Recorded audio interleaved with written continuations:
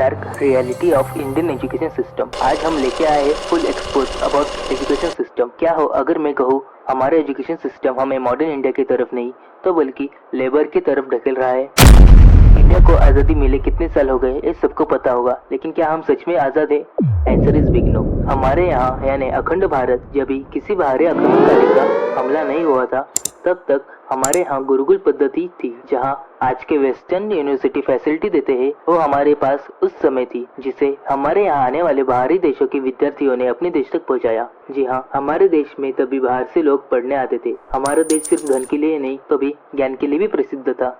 तक्षशिला, नालंदा का ही नाम ज्यादातर लोगों ने सुना होगा। हमारे इतिहास में नमूद 16 से भी अधिक यूनिवर्सिटी है और यह बस ऑन पेपर लिखा हुआ है किसी टूरिस्ट, व्यापारी या फिर विद्यार्थी द्वारा, पर यह आंकड़ा इससे भी कहीं ऊपर है, इसमें कोई शक नहीं। जो लोग सिंधु घाटी जैसी सभ्यता बना सकते हैं वो कितने एडवांस होंगे इसको आप सोच भी नहीं सकते। हमारे गुरुकुल में विद्यार्थी यानी स्टूडेंट अपने घर से दूर पढ़ने आते थे। वहाँ उनको अनेक चीजों का ज्ञान मिलता था। धर्म, शस्त्र, शास्त्र, इनमें उनको निपुण किया जाता था। तभी गुरु दक्षिणा ली जाती थी और वो भी विद्यार्थी से लिया जाता था। अपने शिष्य को गुरु इतना काबिल बना देता था कि शिष्य खुद अपनी गुरु दक्षिणा दे सके। वेद, उपवेद, रसायन शास्त्र, भूगोल, जीव शास्त्र, अर्थशास्त्र, इनका पूरा ज्ञान देके विद्यार्थी को समाज में रहने के लिए योग्य बना दिया जाता था।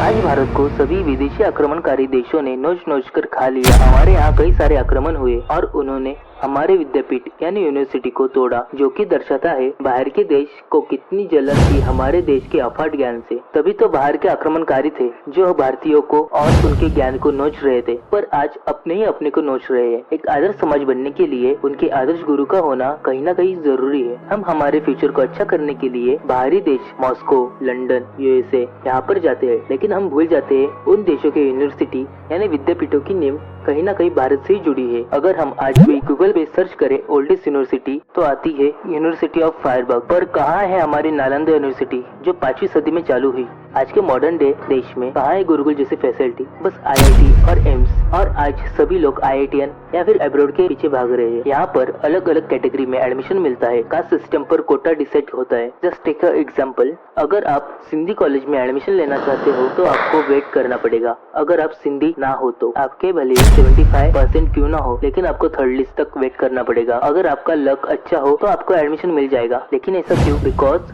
कॉलेज अपने कास्ट का कोटा रिजर्व करके रखती है। और भी कई सारी चीजें हैं जो ब्राइट स्टूडेंट का फ्यूचर बर्बाद करते हैं, जैसे अच्छा कॉलेज चाहिए तो भाई डोनेशन दो, अगर डोनेशन ना दे सको तो छोटे मोटे कॉलेज में एडमिशन लो। चलो ठीक है, ले लिया एडमिशन छोटे मोटे कॉलेज में, पर वो कॉलेज में भी फीस डेफिनेटली कम नहीं होती। वहाँ आधे से ज्यादा प्रॉपर इक्विपमेंट नहीं होते जो एक स्टूडेंट के लिए इम्पोर्टेंट है, जैसे कि proper science lab, computer lab या बायो लैब। वहाँ बस होता है तो एक बंद फैन और टूटी फूटी विंडो बस, और टीचर जो सिर्फ पढ़ाने में बिजी होती है, पर किसी को समझ आता है या नहीं वो जानने में कोई इंटरेस्ट नहीं। I am sorry, her college या फिर हर टीचर ऐसे ही है ऐसा मैं नहीं बोलता, पर ऐसा है ये मैंने ग्राउंड लेवल पे देखा है। We need proper education system, और शायद अभी काफी सारे चीजें सुधर गई है। आप आपके एजुकेशन का एक्सपीरियंस कमेंट में बता सकते हो या फिर वीडियो को शेयर करके हमारे भारत के बारे में कुछ चीजें दूसरों तक पहुंचा सकते हो। धन्यवाद।